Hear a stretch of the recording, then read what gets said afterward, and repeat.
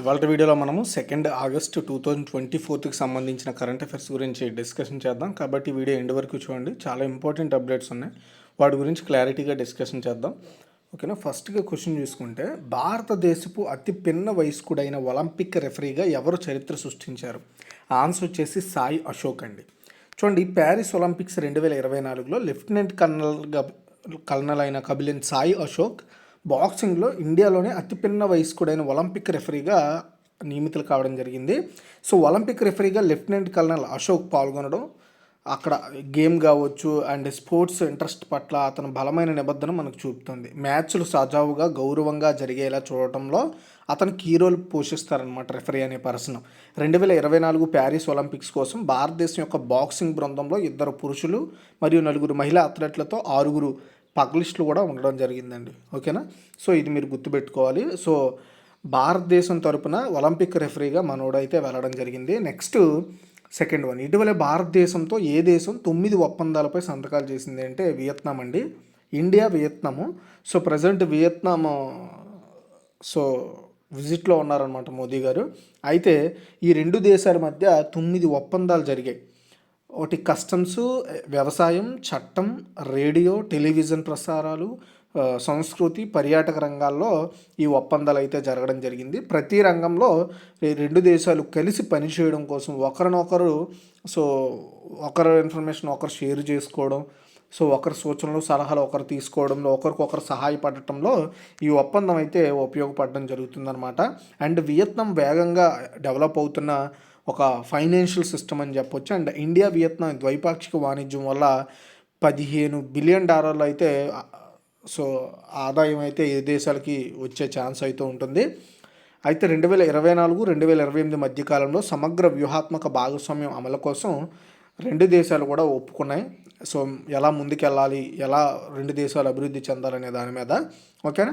And వ్యవసాయ పరిశోధన విద్యలో సహకారం కోసం central agriculture university Manipur and Vietnam academy of agriculture కలిసి ఒప్పందం అయితే ఇందులో చేసుకోవడం జరిగింది. అండ్ టెలివిజన్ సహకారంలో కూడా Prasar Bharati New Delhi, voice of Vietnam వీళ్ళిద్దరూ సహకారాలు చేసుకుంటారు అన్నమాట. అంటే వీళ్ళ న్యూస్ వాళ్ళు, వాళ్ళ న్యూస్ వీళ్ళు, వీళ్ళ దగ్గర ఉన్న టెక్నాలజీ వాళ్ళు, వాళ్ళ దగ్గర ఉన్న టెక్నాలజీ వీళ్ళు, అక్కడ ఇన్ఫర్మేషన్ ఇక్కడ ఇన్ఫర్మేషన్ అక్కడ, ఈజీగా ట్రాన్స్ఫర్మేషన్ ఇలా చాలా జరుగుతాయి అన్నమాట. నెక్స్ట్ 3, కర్ణాటక ప్రభుత్వం ఏ జిల్లా పేరును బెంగళూరు సౌత్గా మార్చింది? చాలా ఇంపార్టెంట్. ఆన్సర్ వచ్చేసి ఇక్కడ బెంగళూరు సౌత్ అని ఇచ్చాను, బట్ ఏ జిల్లా అంటే రామ్నగర్ జిల్లా అండి. దాన్ని ఇప్పుడు బెంగళూరు సౌత్గా అయితే మార్చడం జరిగింది. ప్రజెంట్ ఉన్న రామ్నగర్ జిల్లా పేరును బెంగళూరు సౌత్గా మార్చిందనమాట. అంటే బెంగళూరు సౌత్ డిస్ట్రిక్ట్ ఇప్పుడు అది. ముఖ్యమంత్రి సిద్ధారామయ్య అధ్యక్షతన జరిగిన మంత్రివర్గ సమావేశంలో ఈ డెసిషన్ తీసుకున్నారు. అండ్ అక్టోబర్ 2023లో ఉప ముఖ్యమంత్రి డికే శివకుమార్ ఈ చర్యని మొదట ప్రతిపాదించారు. అప్పుడు ఆయన రామ్నగర్ ఇన్ఛార్జ్ మంత్రి కూడా. అండ్ బెంగళూరు ప్రతిష్టతో ముడిపడి ఉన్న ప్రయోజనాలను రామ్నగర్ నివాసితులు పొందడంలో సహాయపడే లక్ష్యంతో ఈ చర్య తీసుకోబడింది. 2007లో బెంగళూరు రూరల్ జిల్లా నుంచి విడిపోయి రామ్నగర్ జిల్లా ఏర్పడింది. జిల్లాలో రామ్నగర్, చన్నపట్నం, హోర్హల్లి, కనకపుర మరియు మగాడి తాలూకాలు ఉన్నాయి. కర్ణాటకలో మొత్తం 31 జిల్లాలు అయితే ఉండడం జరిగింది. ఇప్పుడు జస్ట్ జిల్లా పేరు మార్చారు, కొత్త జిల్లాని ఏం సృష్టించలేదు. రామ్నగర్ జిల్లాని బెంగళూరు సౌత్గా మార్చారు. తర్వాత 4, travel and tourism development index 2024లో భారతదేశం ఎన్నో స్థానంలో ఉంది అంటే 39 అండి. Travel and tourism development index 2024ని రిలీజ్ చేశారు. ఈ ఇండెక్స్లో మన ఇండియా వచ్చేసి 39th ప్లేస్లో ఉందండి. Travel and tourism development index 2024 నివేదిక ప్రకారము 119 దేశాల్లో భారతదేశము 39వ స్థానంలో ఉంది. అంటే 119 దేశాలకు ర్యాంక్స్ ఇస్తే అందులో మన దేశము 39వ స్థానంలో ఉంది. Travel and tourism development index 2024 నివేదికను వరల్డ్ ఎకనామిక్ ఫోరం వాళ్ళు ప్రచురిస్తున్నారని మనం గుర్తుపెట్టుకోవాల్సి ఉంటుంది. ఓకేనా. అయితే యుఎన్ టూరిజం మే 2024 బెరోమీటర్ ప్రకారము 2022లో ప్రపంచవ్యాప్తంగా 975 మిలియన్ల మంది అంతర్జాతీయ పర్యాటకులు వచ్చారు. భారతదేశానికి 14.3 మిలియన్ల అంతర్జాతీయ పర్యాటకులు వచ్చారు. ఇది అంతర్జాతీయ ఇన్బౌండ్ టూరిజం మార్కెట్ వాటాలో 1.47% అని చెప్పొచ్చు. అండ్ 2022లో ఆసియా మరియు పసిఫిక్లో భారతదేశానికి వచ్చిన అంతర్జాతీయ పర్యాటకుల వాటా 15.66% అని గుర్తుపెట్టుకోండి. 3 రంగాల్లో భారత స్కోర్లు మెరుగయ్యాయని పర్యాటక శాఖ మంత్రి గజేంద్ర సింగ్ షెకావత్ అయితే చెప్పడం జరిగింది. అండ్ అదేవిధంగా పర్యాటక ప్రాంతాలు అక్కడ భద్రత, ఆరోగ్యం, పరిశుభ్రత ప్రాధాన్యత ఇవ్వబడ్డాయి, అందుకే పెరుగుతున్నాయని చెప్తున్నారు. ఇది నెక్స్ట్ 5, ఎస్సీ మరియు ఎస్టీలను ఉపవర్గీకరించే అధికారం రాష్ట్ర ప్రభుత్వాలకు ఉందని సుప్రీంకోర్టు తీర్పు చెప్పింది. ఏ రాష్ట్రం 25% ఎస్సీ రిజర్వేషన్లను 2 వర్గాలుగా విభజిస్తూ సర్క్యులర్ జారీ చేసింది. యాక్చువల్గా నేను చెప్పింది వచ్చేసి హిస్టరీ గురించి చెప్తున్నాను. అంటే యాక్చువల్గా ఈ 25 ఎస్సీ రిజర్వేషన్లో ఎప్పుడైతే ఆ స్టేట్ సర్క్యులర్ జారీ చేసిందో అప్పుడు స్టార్ట్ అయిందనమాట ఈ వివాదము. అక్కడి నుండి ఇప్పుడు తీర్పు వచ్చే వరకు సాగిందని చెప్పొచ్చు. అయితే దాని గురించి మీకు చెప్తాను చూడండి. పంజాబ్ అండి. సో అప్పట్లో పంజాబ్ రాష్ట్ర ప్రభుత్వం ఏం చేసిందంటే ఎస్సీలను మెయిన్గా అక్కడ ఉండే సిక్కులు కావచ్చు, ఎవరైతే అక్కడ వెనకబాటుదారులు ఉన్నారో సో వాళ్ళని ఉపవర్గీకరించాలి అనే ఉద్దేశంతో అప్పట్లో వాళ్ళకి 25% రిజర్వేషన్లను 2 వర్గాలుగా విభజిస్తూ సర్క్యులర్ జారీ చేసింది ఇప్పుడు 1975లో పంజాబ్ గవర్నమెంట్. సో దాని మీద ఒక చట్టాన్ని కూడా రూపొందించింది అనమాట. లైక్ ఎప్పుడంటే 2000 ఆ టైంలో ఒక చట్టాన్ని కూడా డెవలప్ చేసింది. అయితే వీటి మీద కోర్టుకు వెళ్ళిందనమాట. కోర్టుకు వెళ్ళారు చాలామంది.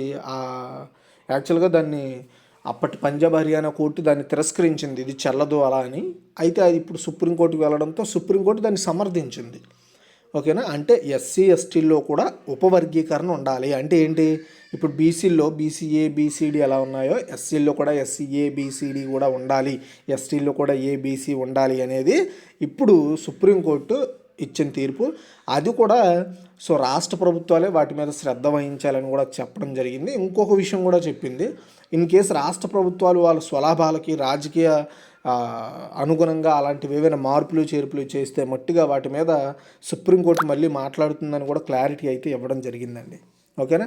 అయితే మొత్తము సుప్రీంకోర్టు ప్రధాన న్యాయమూర్తి డివై చంద్రచూడ్ నేతృత్వంలో 7 న్యాయమూర్తుల ధర్మాసనం ఈ తీర్పు ఇచ్చింది. ఇందులో ఒకరు యాంటీగా తీర్పు ఇచ్చారు. సో అంటే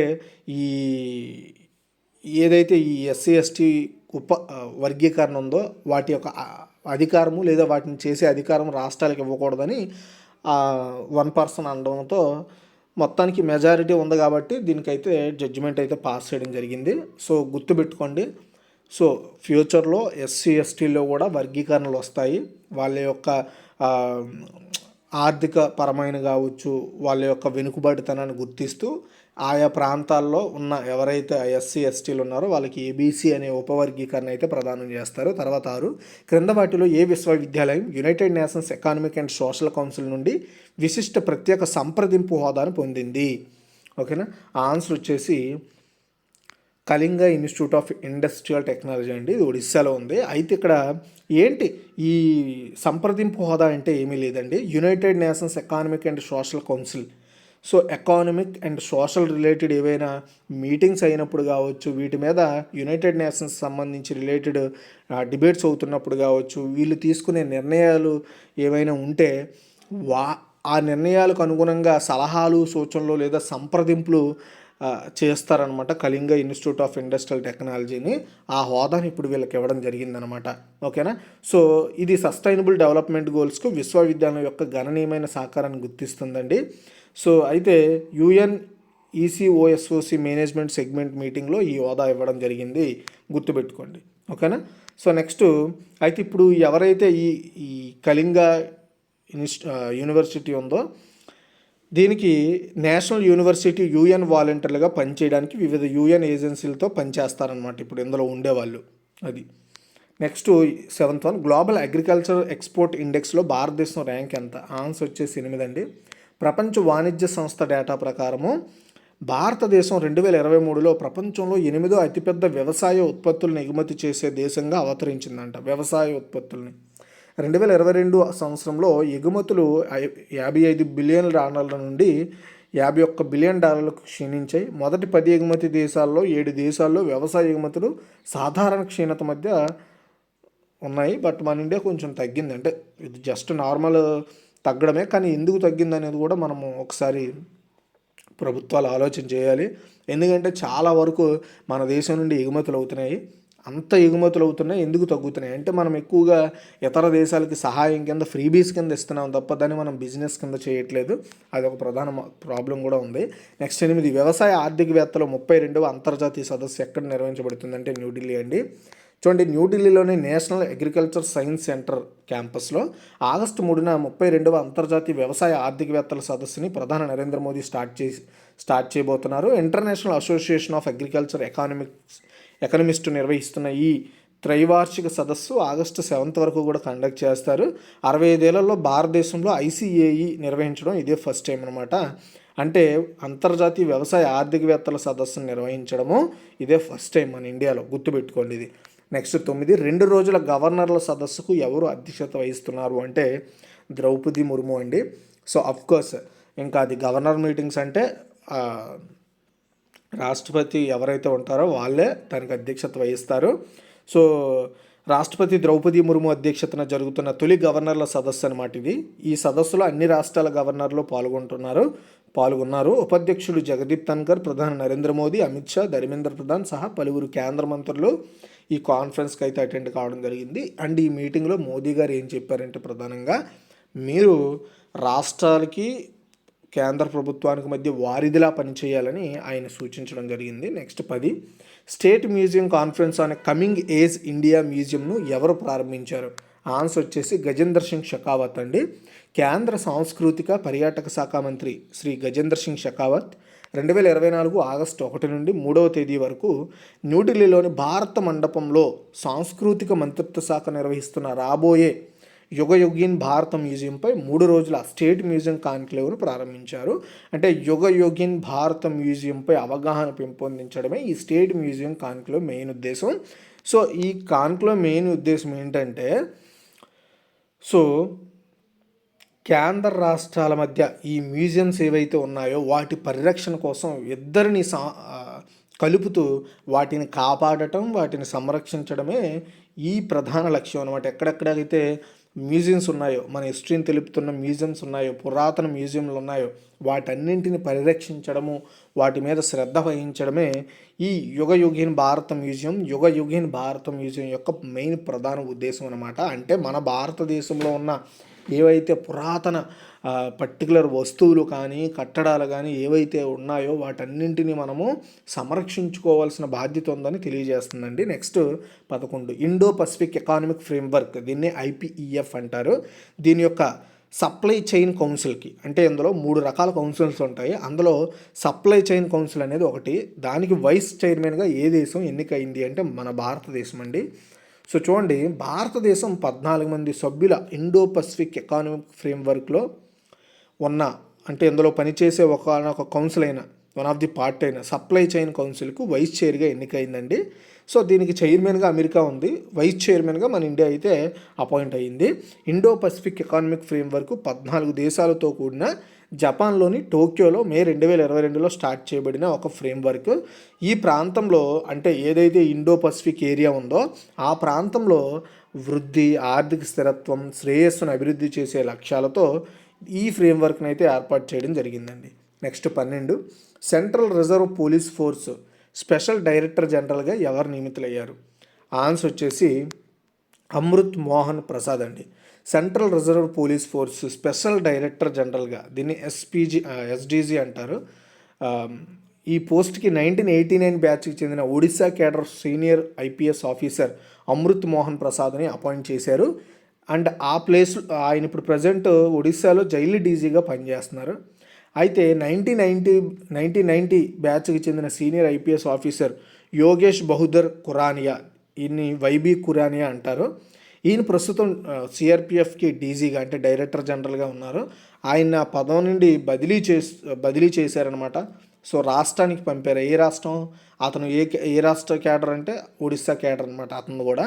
అయితే అక్కడ ఆయన్ని ఇప్పుడు DGPగా నియమిస్తారనే ప్రస్తుత వార్తలు అయితే వినిపిస్తున్నాయి. అది మనకి ఇన్ఫర్మేషన్ అఫీషియల్ వచ్చాక దాని గురించి మీకు ఇన్ఫార్మ్ చేస్తాను. సో మొత్తానికి ఈ విషయాన్ని హోం వ్యవహారాల మంత్రిత్వ శాఖ తెలియజేసింది. అండ్ గుర్తుపెట్టుకోండి, ఓకే. సో ఇప్పుడు ఈయన ఎవరైతే అమృత్ మోహన్ ప్రసాద్ ఉన్నారో అతనికి స్పెషల్ డైరెక్టర్ జనరల్గా పదవి అయితే ఇచ్చారు. DG పదవి కాదు, అది స్పెషల్ DG, ఓకే. అండ్ ఇంకొక విషయం ఏంటంటే బీఆర్ బార్డర్ రోడ్స్ ఆర్గనైజేషన్లో అంటే డిప్యూటీ డీజీని ప్రభుత్వము ఆ పదవుల నుండి అయితే దించేసింది. దానికి కారణం ఏంటంటే రీసెంట్గా ఉగ్రవాదులు చొరబాటు అయితే అయ్యింది. దాని మీద వీళ్ళు సరిగా మానిటరింగ్ చేయలేదు. సో వీళ్ళు ఫెయిల్ అయ్యారని ఉద్దేశంతో వాళ్ళిద్దరిని తొలగించింది. అండ్ ఎల్లుండో రేపో ఆ పోస్టుల్లో ఇంకొక కొత్త వ్యక్తులు నియమిస్తారు. దాని గురించి కూడా నేను అప్డేట్ ఇస్తాను. ఇదిగా ఓవరాల్గా ఇన్ఫర్మేషన్. మీకు నచ్చితే లైక్ చేసి షేర్ చేయండి. Thanks for watching.